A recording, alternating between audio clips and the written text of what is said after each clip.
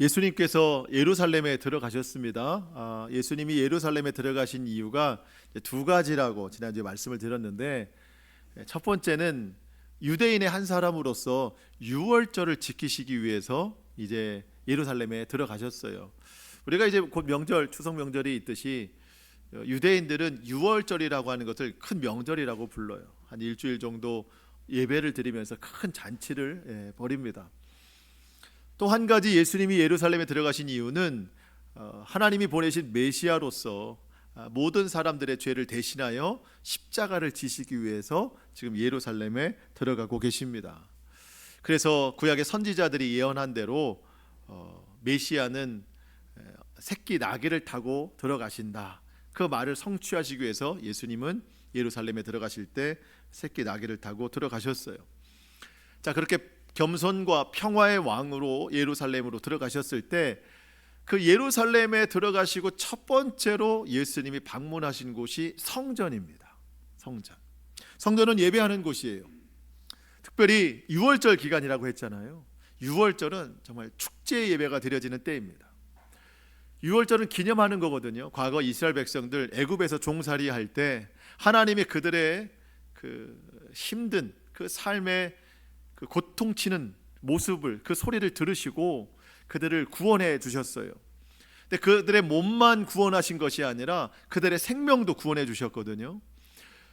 애굽에 있을 때 10가지 재앙 중 마지막 재앙이 장자의 재앙이었습니다. 애굽에 있는 모든 처음 난 것들, 사람뿐만 아니라 모든 짐승의 처음 난 것들은 다 죽임을 당하게 되는데, 하나님이 이스라엘 가정들에게는 어린 양의 피를 문설주에 발라라. 그러면 재앙이 넘어갈 것이다. 유월될 것이다. 그때부터 유월절이 시작이 된 거예요. 그러니까 몸은 애굽에서 구원해 주셨고, 장자의 생명, 여러분 장자의 생명이라고 하지만 장자는 모든 사람을 대표하는 거예요. 그러니까 모든 사람의 생명을 구원해 주신 것을 기념하면서 유월절을 드리기 때문에 이 얼마나 감사와 찬송이 넘치는 축제 예배인지 몰라요. 그 이스라엘 과거 선조들을 구원하신 하나님이 지금도 우리를 보호하시고 인도하신다. 그 믿음을 가지고 예배를 드리는 것이 유월절 예배였어요. 예수님이 성전을 방문하셨을 때 아마 그것을 기대하셨을 거예요. 근데 예수님이 성전을 찾으셨을 때 그걸 찾아볼 수가 없었어요. 보이는 것은 온통 짐승들, 장사하는 사람들, 돈을 바꿔주는 사람들, 뭐 이런 것들만 매우 소란스럽게 보여지고 있었습니다. 그럼 12절 말씀 한번 보실까요? 예수께서 성전에 들어가사 성전 안에서 매매하는 모든 사람들을 내쫓으시며 돈 바꾸는 사람들의 상과 비둘기 파는 사람들의 의자를 둘러 엎으시고, 자, 예수님이 성전에 들어가셨는데 짐승들, 비둘기, 돈 바꾸는 사람들이 있었다고 해요. 다 엎으셨대요. 근데 여러분, 여기서 우리가 먼저 좀 이해하고 넘어갈 게 있어요. 성전에 들어가셨다. 우리가 예수님이 이제 성전에 들어가셨다는 생각을 하게 되면 여러분들이 지금 성전 안에 들어오셔서 예배하는 것처럼 어떤 건물 안에 들어가셨다라고 생각할 수 있는데, 예루살렘의 성전 구조에 대해서 우리가 좀 이해를 해볼 필요가 있습니다. 우리가 생각하는 하나의 건물, 건축물, 그거를 성소라고 불러요. 성소. 그래서 하나의 건물 안에 성소, 여러분 지금 들어오신 것처럼 이 성소 안에는 지성소와 또 예배당에는 성소 둘로 나뉘어집니다. 이게 건물 안쪽에 있는 거예요. 자, 이 성소 밖을 향해 나아가면 첫 번째 뜰, 마당이라는 게 있어요. 마당, 우리가 생각하는 마당. 거기가 유대인의 뜰입니다. 뭐라고요? 유대인의 뜰. 유대인들의 남자들이 거기까지 들어올 수 있어요. 이 건물 안으로는 못 들어와요. 건물 안에는 제사장과 대제사장만 들어올 수 있어요. 그러니까 성도들 중에 남자들은 유대인의 뜰에 들어오는데, 거기에 번제단, 짐승을 태우는 곳, 또 짐승을 이렇게 각을 뜨는 곳, 또 손을 씻는 곳, 뭐 이런 것들이 이제 그 유대인의 뜰에 있어요. 마당이 굉장히 넓어요. 남자만 들어와요. 그럼 누군 못 들어왔어요? 여자들은 못 들어왔어요. 여자들은 그 다음 뜰이에요. 다음 뜰, 두 번째 마당. 그러니까 성전에서 굉장히 멀어지고 있는 거죠.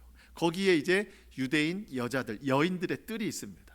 여자분들 이제 거기까지 들어오시는 거예요. 여러분들 정말 좋은 시대에 살고 있으신 거죠. 자, 두 개의 뜰이 있죠. 그 다음에 마지막 뜰이 하나 있어요. 거기는 이방인의 뜰. 그러니까 유대인들이 아닌데 애굽에서 어떻게 같이 나온 이방인들이 있어요. 근데 하나님을 예배하고 싶어요. 그 이방인들은 세 번째 마당인 이방인들의 뜰까지만 들어올 수 있어요. 근데 이 폭이 여러분 작지가 않아요. 굉장히 큽니다. 그러니까 이방인의 뜰은 세 번째 마당으로서 성소와는 굉장히 멀어진 곳이, 예수님이 오늘 성전에 들어가셨다 하는 곳이 거기 이방인의 뜰인 거예요. 거기서 짐승들을 팔고 있는 거예요. 예. 근데 왜 성전에 들어가셨냐? 이런 표현은 마치 이런 거예요, 여러분. 오늘 교회 오셨잖아요. 근데 예배 끝나고 뭐 식사하시고 같이 교제를 나누시다가 전화가 왔어요. 근데 이제 시끄러워서 소란스러워 좀 통화를 하려고 이제 밖에 나갔어요. 건물 밖으로 나갔어요. 그러면 뭐 누가 어디냐 그러면 나는 교회 왔어라고 말하잖아요. 이 교회 여기가 아닌데 그냥 어디에 있든지 나 오늘 교회 왔어 이렇게 얘기하는 것처럼 예수님은 그 이방인의 뜰 거기에 계시지만 성전에 들어가셨다, 이 전체를 성전이라 말씀하는 거예요.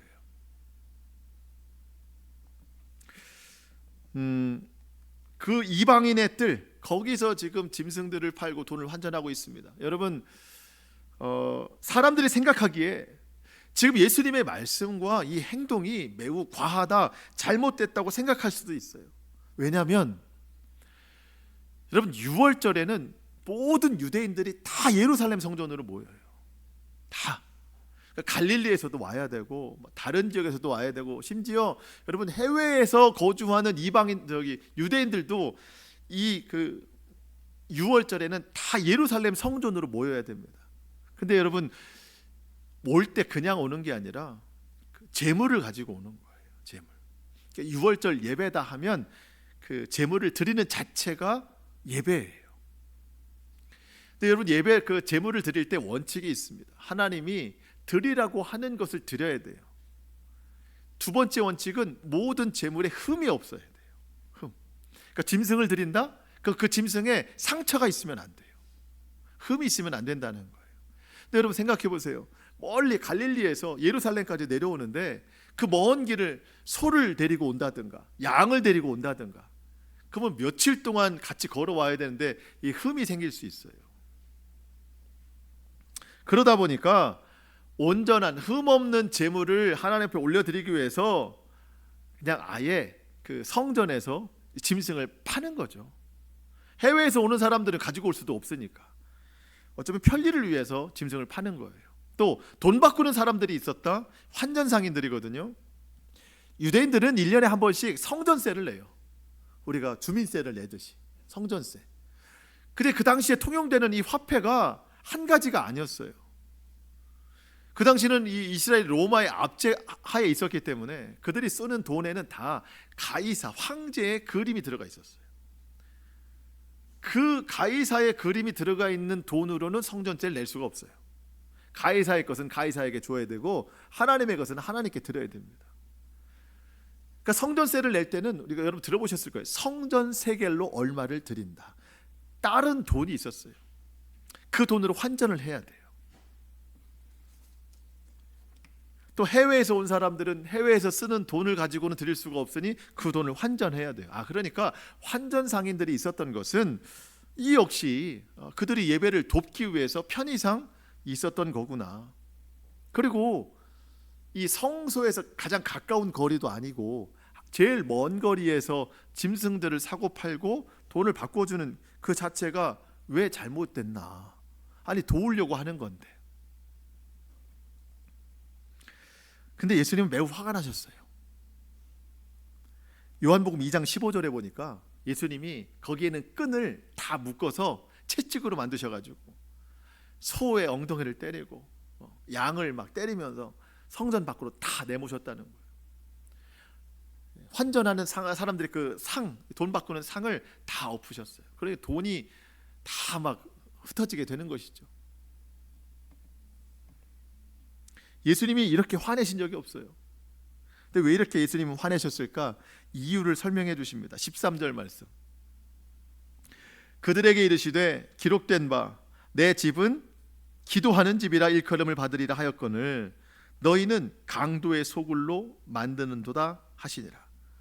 하나님의 집은 기도하는 집이다. 이거는 이제 이사야서의 말씀을 인용하신 거예요. 이사야 56장 7절에 이런 말씀이 있어요. 하나님의 집은 기도하는 집이다. 근데 그 집을 뭘로 만들었대요? 강도의 소굴로 만들었다. 이거는 예레미야 7장 11절 말씀을 예수님이 가지고 오신 거예요. 이 선지자들의 두 말씀을 하나로 만드셔서 이렇게 선포하시는 거예요.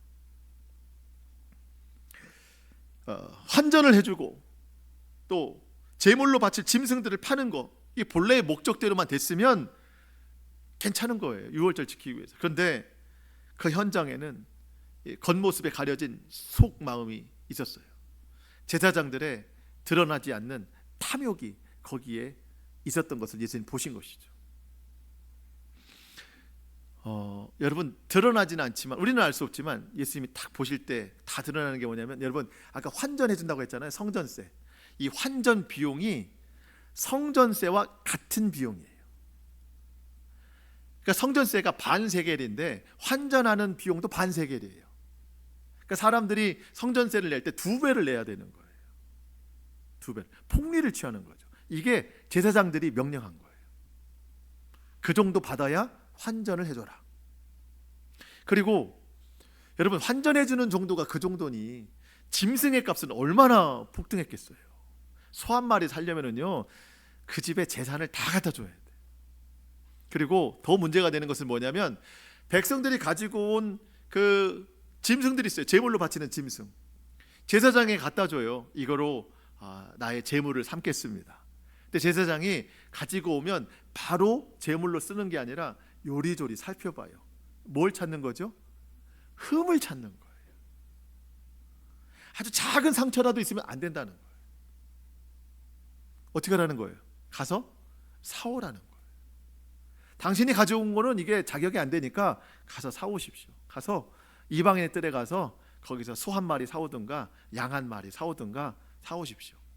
값이 싸다고요? 비싸다고요? 엄청 비싸다. 왜 이렇게 하죠? 제사장들이 이익을 챙기기 위해서. 그 당시에 유월절을 지키는 그 유대인들의 인구가 100만 명에서 200만 명이래요. 그런데 뭐 다 제물을 드릴 수는 없고, 한 가정당 제물을 드린다고 해도 여러분이 제물에 얼마나 많이 필요하겠어요. 어느 역사적 자료에 보니까 한 번 유월절을 지킬 때 준비된 양이 20만 마리래요. 20만 마리. 엄청나죠. 양은 제물 중에서 중간 정도 들어가는 거예요. 제일 비싼 건 소, 제일 저렴한 건 비둘기. 그러니까 소는 20만 마리 정도는 안 되고 몇만 마리 정도 되지 않을까요? 그렇죠? 비둘기는 뭐 훨씬 더 많겠죠. 좀 가난한 집 사람들은 비둘기를 드려야 되니까 비둘기를 묶어놨대요. 근데 묶어놔도 얼마나 파닥거리고 얼마나 시끄럽겠어요. 수십만 마리가 막 왔다 갔다 하니까 그걸 잡아온 것도 신기해요. 여러분, 소가 울죠. 양이 20만 마리가 울죠. 비둘기가 파닥거리죠. 돈을 바꿔준다고 짤렁짤렁 소리 나죠. 얼마나 소란스러워요. 근데 여러분, 이 소란스러움도 불필요한 건 아니에요. 하나님 앞에 온전한 유월절을 드린다고 하면 이 자체로는 필요한 거잖아요. 근데 여러분, 목적이 다른 데 있기 때문에 이게 문제가 되는 거예요. 돈을 버는 것에만 목적이 있었어요. 하나님을 온전히 예배하는 것에 목적이 있었다면 시끄럽고 소란스러움 중에도 거룩함을 찾아볼 수 있는 거예요. 그런데 돈 버는 것에만 목적이 있으니까 재물을 올려드리는 그 거룩한 일에도 이 사람들의 돈을 착취하려고 하는 이 탐욕, 강도의 모습만 보이는 거예요.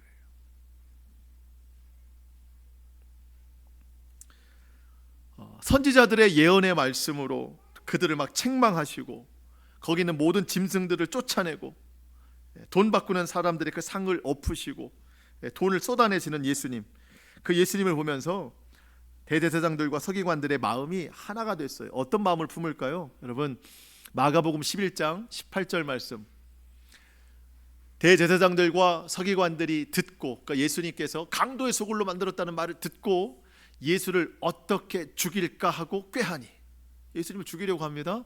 이는 무리가 다 그의 교훈을 놀랍게 여김으로 그를 두려워함일러라. 대제사장들과 서기관들이 볼 때 오늘 우리로 말하면 그거예요. 예수님이 그들의 큰 수입을 다 망쳐놨어요. 대목이에요. 대목. 명절 때는 돈을 많이 벌 수 있는 때예요. 근데 예수님이 짐승 다 내쫓으시고 상을 엎으시니까 이 모든 큰 수입을 다 망쳐놓은 거예요. 예수님이. 그저 이익이 우선인 사람들에게 그런 행동들, 예수님을 죽이고자 논의하고 있습니다. 그러면서 예수님의 교훈을 놀랍게 여겼대요. 그리고 그 교훈을 두렵게 여겼답니다. 여러분, 아까도 말씀드렸지만 예수님은 이사야 선지자의 말씀, 예레미야 선지자의 말씀을 인용해서 말씀하시거든요.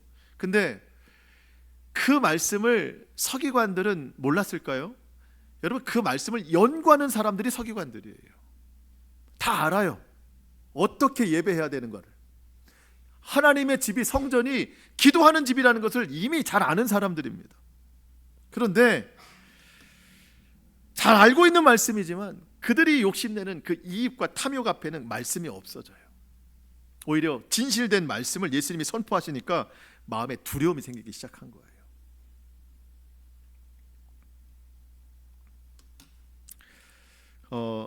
이스라엘의 그 백성들은요, 오늘 성경에 나오는 대제사장들, 서기관들을 막 우러러 봅니다. 저들은 정말 거룩하게 사는 사람들이다. 저들만큼만 살았으면 좋겠다. 다 우러러 봐요. 저들은 하나님의 말씀 안에서, 진리 안에서 늘 거룩하게 살아간다. 저들이 입은 옷을 보라. 저들은 한 채 흐트러짐도 없고 먹는 것, 예배하는 것 너무나도 아름답다고 높이 지켜 세웁니다. 진리 안에서 거룩하게 살아간다고. 근데 여러분, 실제로 어때요? 진리 안에서 장사하는 사람들, 하나님의 말씀을 그 누구보다 잘 알고 있었지만 그 말씀을 다 지키고 살면 이익이 없어져요. 그래서 이 대제사장들, 서기관들에게 있어서 가장 안전한 상황은 언제냐?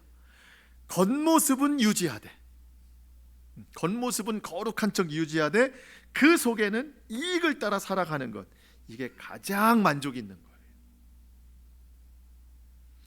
사람들에게는 여전히 높임받죠, 칭찬받죠, 우러러보죠. 실제적으로는 돈을 다 얻고 있죠. 여러분, 이거보다 더 좋은 게 어디 있어요? 이 사람들에게 모두가 다 그의 어떤 그런 외식적인 겉모습에 다 속고 있는데 한 분만 속지 않아요. 그분이 누구예요? 예수님. 예수님께는 이게 다 걸리는 거예요. 경건치 못함도 드러나죠. 지금 이익 챙기고 있는 것도 드러나죠. 하나님 말씀, 여러분, 누가 감히 대제사장을 하나님 말씀으로 훈계하겠어요? 서기관들은 그 말씀을 쓰는 사람들인데 누가 그 사람들에게 하나님의 말씀을 이야기하겠어요? 오직 예수님만 그렇게 하시는 거예요. 겉모습은 유지하되 속으로는 강도의 속으로 사는 사람들. 여러분, 우리가 제일 조심해야 될 게 이거예요. 겉모습은 예수 믿는데 그 속은 강도의 속으로, 겉으로는 하나님을 예배하고 오랫동안 예수님을 믿었다고는 하는데 그 속에는 여전히 세상 이익과 탐욕으로 가득 찬 내 모습이 혹시 여기에 비춰지지는 않을까? 제일 안정감을 누리는 게 그거예요. 예수님을 믿으면서 세상을 욕심내는 거, 예수님도 믿으면서 탐욕으로 살아가는 거. 어쩌면 이게 제일 마음의 안전을 누리고 살아가는지 모르겠어요. 여러분, 바라기는 저와 여러분이 하나님의 말씀과 믿음을 따라 온전히 살아가는 삶이 될 수 있기를 축복합니다. 우리의 마음이 세상 이익을 쫓는 강도의 속으로 되지 말고 성령님이 거하시는 하나님의 성전, 기도하는 집이 될 수 있기를 축복합니다. 이 세상과 여러분 구별된 모습으로 살아가야 돼요.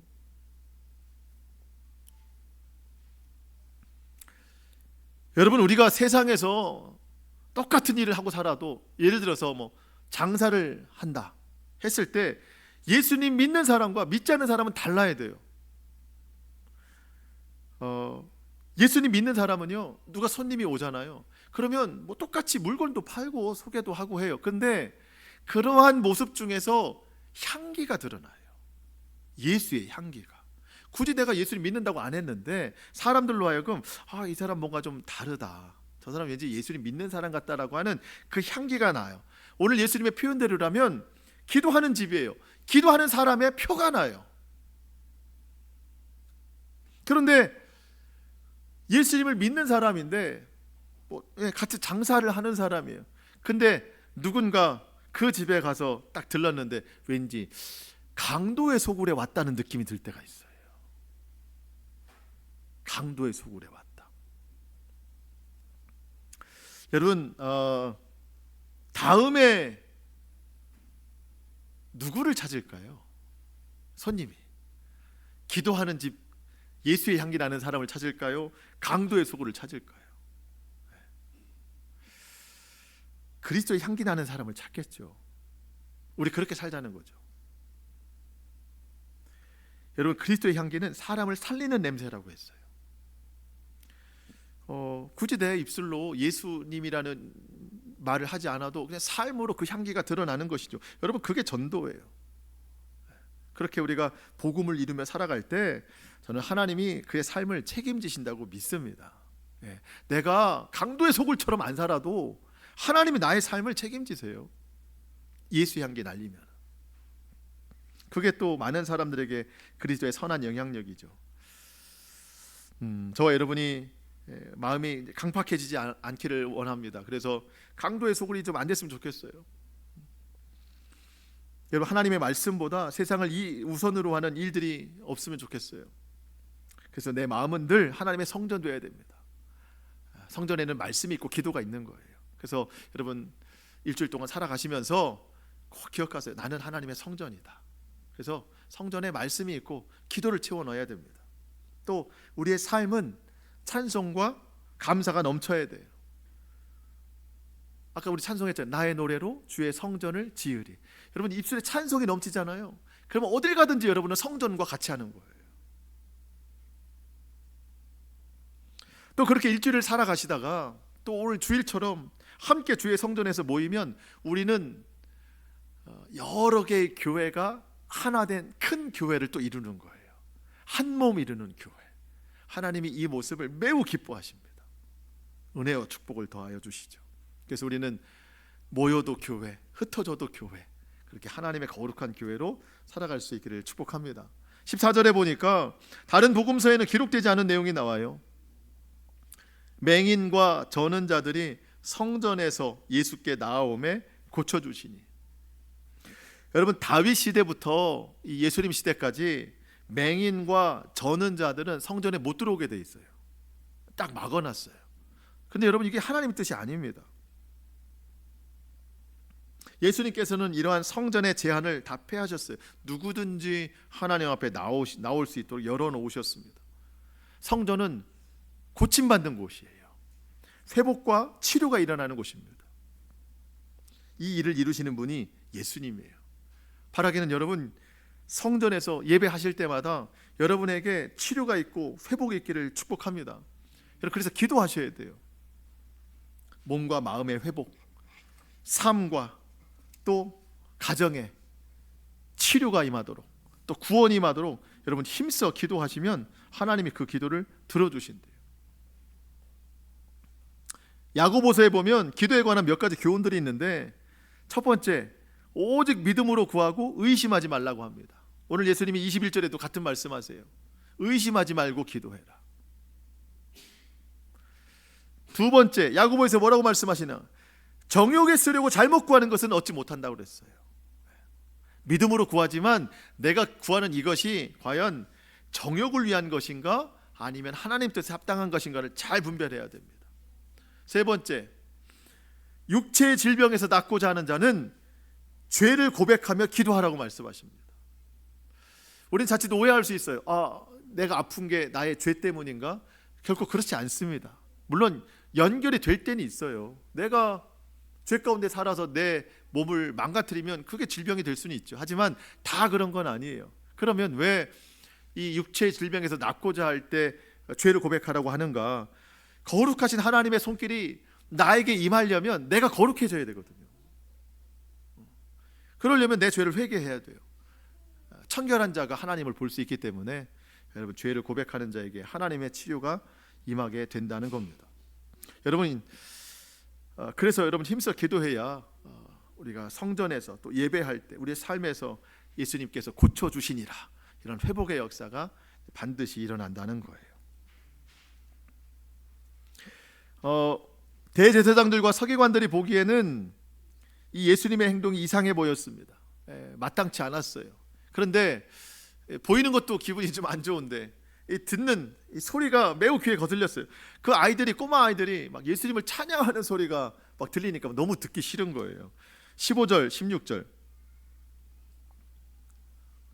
대제사장들과 서기관들이 예수께서 하시는 이상한 일과 또 성전에서 소리질러 호산나 다윗의 자손이야 하는 어린이들을 보고 노하여, 찬송하는 애들의 그 소리가 듣기 싫은 거예요. 그래서 예수님께 물어봅니다. 16절, 예수께 말하되 그들이 하는 말을 듣느냐, 잘못된 거 아니냐? 예수께서 이르시되 그렇다. 어린 아기와 젖먹이들의 입에서 나오는 찬미를 온전하게 하셨나이다 함을 너희가 읽어본 일이 없느냐 하시고, 예수님의 이 말씀은 시편의 말씀을 인용하신 거예요. 시편의 말씀. 그러니까 예수님은 계속해서 선지자의 말씀, 시편의 말씀으로 이 제사장들과 서기관들에게 계속 말씀하시는 건데, 이 사람들은 그 예수님의 하나님의 말씀하시는 그 대답을 듣기 싫어해요. 듣기 싫다.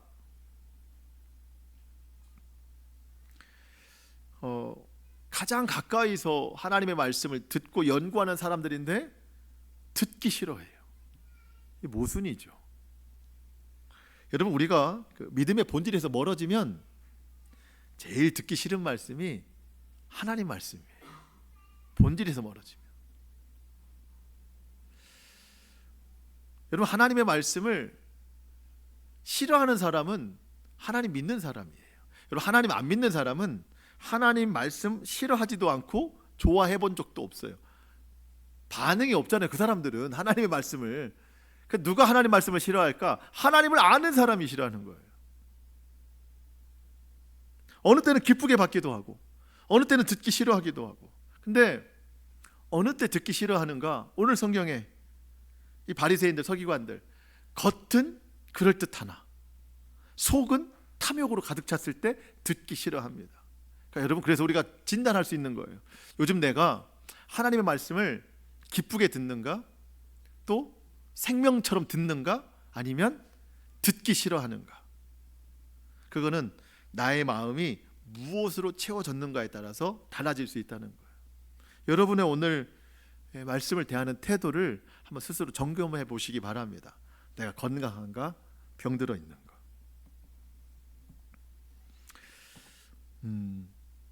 하나님은 우리에게 말씀하십니다. 우리의 영혼이 먼저 잘 되어야 된다는 거예요. 말씀이 듣기 싫고 그냥 이익만 탐하는 이런 바리새인들이 되지 말라는 거예요. 그래서 사도 요한은 우리에게 이런 축복을 합니다. 같이 한번 읽어볼까요? 시작. 사랑하는 자여, 내 영혼이 잘된 같이 내가 범사가 잘되고 강건하기를 내가 간구하노라. 아멘. 세 가지 축복이에요. 첫 번째, 뭐가 잘 돼야 돼요? 영혼이 잘 돼야 됩니다. 두 번째, 범사가 잘 됩니다. 세 번째, 몸이 강건해져요. 이 세 가지. 근데 중요한 건 순서예요. 영혼은 완전히 메말랐는데 범사가 잘 돼서 부유해졌다. 여러분, 그러면 그 부유함이 악한 데 쓰입니다. 영혼이 메말랐는데 몸은 건강하다. 이 몸이 또 엉뚱한 데 쓰일 수 있어요. 그러니까 여러분, 순서를 꼭 지키셔야 됩니다. 영혼이 잘된 같이 범사가 잘 되고 강건하시기를 축복합니다. 여러분도 그렇고 여러분의 가정도 그렇고 이 순서가 꼭 지켜지셔야 됩니다. 자, 마지막으로 이런 결론을 맺고 싶은데요. 예수님이 안타까운 마음으로 성박 베다니로 가셨다. 여러분, 그 17절에 나오죠. 다음 날 아침에 다시 예루살렘으로 들어오셨어요. 유월절이 보통 일주일 이상 지켜지기 때문에 다음 날도 유월절을 지키시기 위해서 이른 아침에 들어오시다가 시장하셨다. 배가 고프셨다. 그래서 그 잎사귀가 무성한 무화과나무를 보시고 열매를 기대하셨습니다. 18절 19절, 이른 아침에 성으로 들어오실 때에 시장하신지라 길가에서 한 무화과 나무를 보시고 그리로 가사 잎사귀 밖에 아무것도 찾지 못하시고 나무에게 이르시되 이제부터 영원토록 내가 열매를 맺지 못하리라 하시니 무화과 나무가 곧 마른지라. 자, 멀리서 오실 때 저기 무화과 나무가 잎사귀가 많구나, 그럼 당연히 열매가 많이 있겠구나, 시장하셨으니까 열매를 기대하고 오셨어요. 근데 가까이 와서 보니까 열매가 없어요. 예수님은 무화과 나무를 저주하셨습니다. 이제부터 네가 열매를 맺지 못하리라. 이거는 전혀 다른 이야기가 아니라 앞서 나와 있는 겉은 그럴듯하나 속은 탐욕으로 가득 찬 이 대제사장들과 서기관들을 비유해서 하시는 말씀이에요. 그리고 어떤 기능을 완전히 잃어버린 성전, 이 성전도 곧 이와 같이 메말라 버릴 것이다, 없어질 것이다, 이거를 상징적으로 말씀하시는 거예요. 여러분, 우리도 한번 교훈을 삼아보고 싶어요. 멀리서 볼 때는 그럴듯해요. 가까이 가서 열매가 없어요. 멀리서 볼 때는 그럴듯해 보이고 괜찮아 보이는 교회, 또 그런 성도, 가까이 가보면 열매는 하나도 없고 성령의 열매, 구원의 열매, 회개의 열매, 성숙의 열매, 이런 건 하나도 없는 종교적인 형식만 무성한 그런 교회, 그런 성도, 하나님의 심판을 피할 수가 없어요. 여러분, 예수님은 잎사귀를 보고 싶은 게 아니었어요. 열매를 찾으시는 거예요. 여러분, 예수님은 우리의 잎사귀를 원하시는 게 아니에요. 열매를 원하시는 거예요. 우리의 이익을 찾지 않으세요. 예수님은. 여러분, 대제사장들과 서기관들이 자기들 이익 찾느라, 이익 구하느라 하나님이 찾으시는 열매를 거두지 못했어요. 우리도 예수님 믿노라 하면서 내 삶의 이익 찾느라, 탐욕을 찾느라 이 삶에서 아무런 열매가 없으면 이런 책망을 받는 거예요. 이들은 세례 요한으로부터도 그 열매가 없다는 책망을 많이 들었습니다. 한번 보실까요? 3장 7절 8절. 세례 요한이 많은 바리새인들과 사두개인들이 세례 베푸는 데로 오는 것을 보고 이르되 독사의 자식들아, 누가 너희를 가르쳐 임박한 진노를 피하라 하더냐? 그러므로 회개에 합당한 열매를 맺어라. 열매를 맺어라. 열매가 없었어요. 그러면서 하는 말이, 속으로 생각하기를, 이제 바리새인들이 이런 생각합니다. 아브라함이 우리의 조상이니까 나는 당연히 구원받지. 아브라함이 우리 조상이니까 나는 당연히 축복받지. 이런 생각하지 말라는 거예요. 내가 너희에게 이르노니 하나님이 어떤 일을 하십니까? 하나님이 능히 이 돌들로도 아브라함의 자손이 되게 하시리라. 어쩌면 우리도 속으로 그런 생각하고 있는지 몰라요. 내가 예수 믿은 지 얼마나 됐는데, 우리 집이 예수님 믿는 집인데, 내가 남들보다 뛰어난 믿음은 아니지만 그래도 예수님 믿는 사람인데 예수님 당연히 나를 구원하시겠지, 당연히 나를 축복하시겠지, 이렇게 주일 예배 드리고 있는데 이 한 주간 동안 내게 별일 없겠지. 여러분, 예수님이 하시는 말씀을 우리가 충격적으로 받아들여야 되는데, 나는 아브라함의 자손이니까 구원받겠지, 축복받겠지. 여러분, 오늘 우리도 예배를 드릴 때 진실한 마음으로, 하나님을 사랑하는 마음으로 예배를 드리지 않으면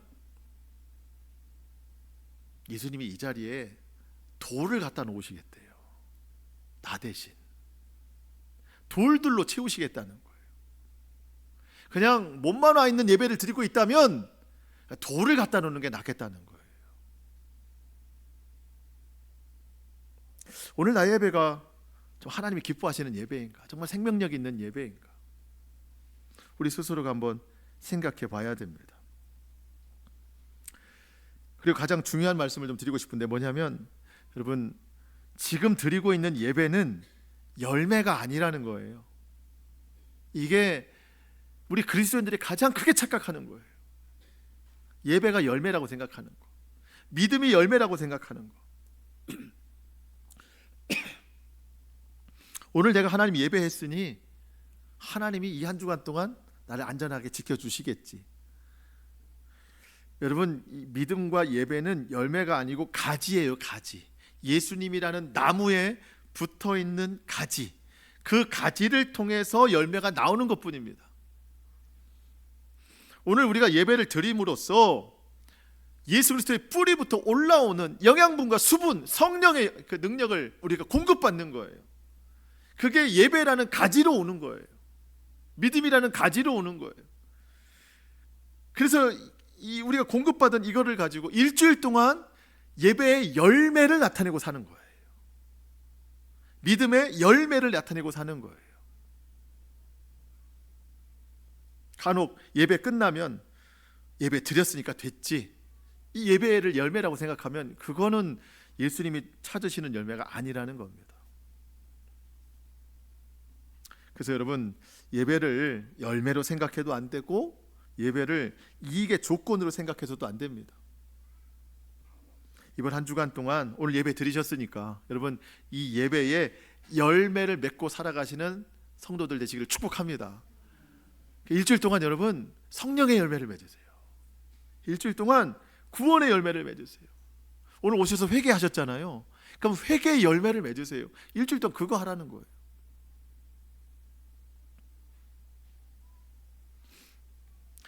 무화과 나무가 마른 것을 보고 제자들이 놀랐습니다. 예수님은 제자들에게 믿음과 기도를 강조하셨어요. 21절 보니까 놀랄 것 없다.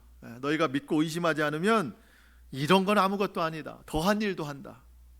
그러니 22절, 너희가 기도할 때 무엇이든지 믿고 구하는 것은 다 받으리라. 너희가 기도할 때 무엇이든지 믿고 구하는 것은 다 받으리라. 여러분, 우리가 참 좋아하는 성경 구절이에요. 아, 기도하면 하나님이 다 들어주시는구나. 근데 제일 실망하는 성경 구절이기도 해요.